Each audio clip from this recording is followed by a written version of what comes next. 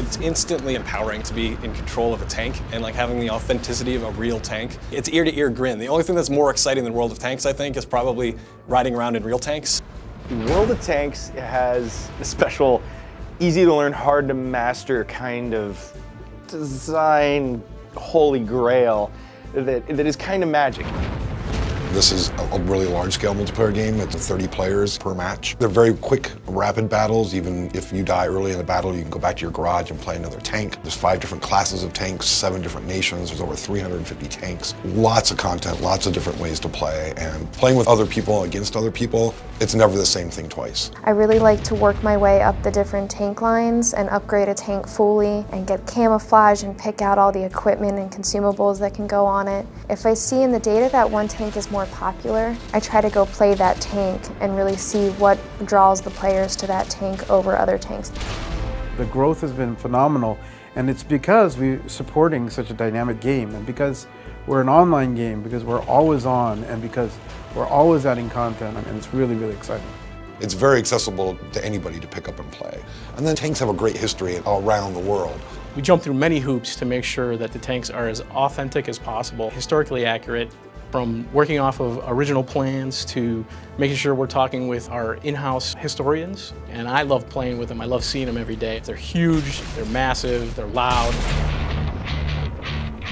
A lot of our maps are very historically informed. Pacific Islands is a good example, where we looked at some of the islands where there really were tank battles in the Pacific. We do our best to try to make sure that plants in the region are correct. You know, is the ambient correct in terms of sound and backgrounds?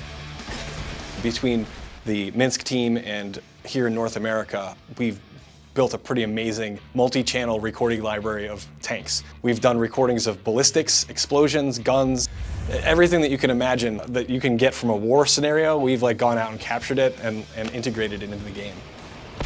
One of the nice improvements that we really get excited about is when we get to do the variants of the map. A lot of the players are accustomed to a standard map, how it's always played, but when we can come through and start creating a rain variant or a snow variant or a night variant, and even now the war variants, the layout may be the same, but as players are going through and playing it, it's a whole new experience for them.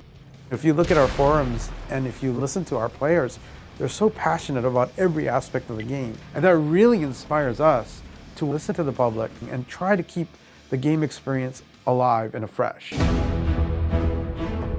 saw one of my friends playing World of Tanks, asked him what it was all about. It was a free download, and I haven't put it down since. It's very easy to pick up, very easy to play. It's very straightforward, but you play more and you get better at the game. What excites me is really the skill involved and the research, the strategy. Anybody can kind of pick up the game and play, but as you progress further, the strategy becomes a little more imperative. From developers to community managers to players, you just get the vibe that everyone is so enthusiastic about this game right now and the game's future. Such a vibrant community. The feedback from the community is great. They play the game and they'll take the time out to let us know if they really like something. Also, on the other hand, if something is broken or if something is wrong or if something is not historically accurate, the community definitely steps up and they let us know that. It's just a two-way street, and we try to be as transparent as possible. It's one of the best things about working on World of Tanks, honestly, is the interaction with the community. Every rev that we put out to the public, there's always usually something new, and that's continually happening, and I think it'll continually keep happening forever.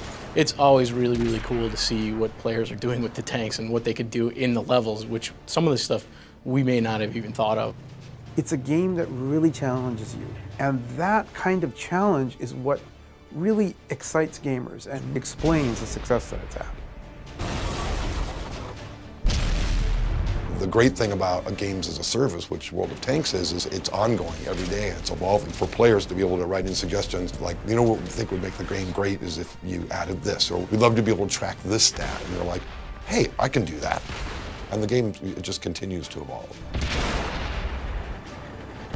We're never at a shortage of what to do next or how to improve the game next. There's just so many big things that we have on the table right now and that we're going to be pushing into the game in the future.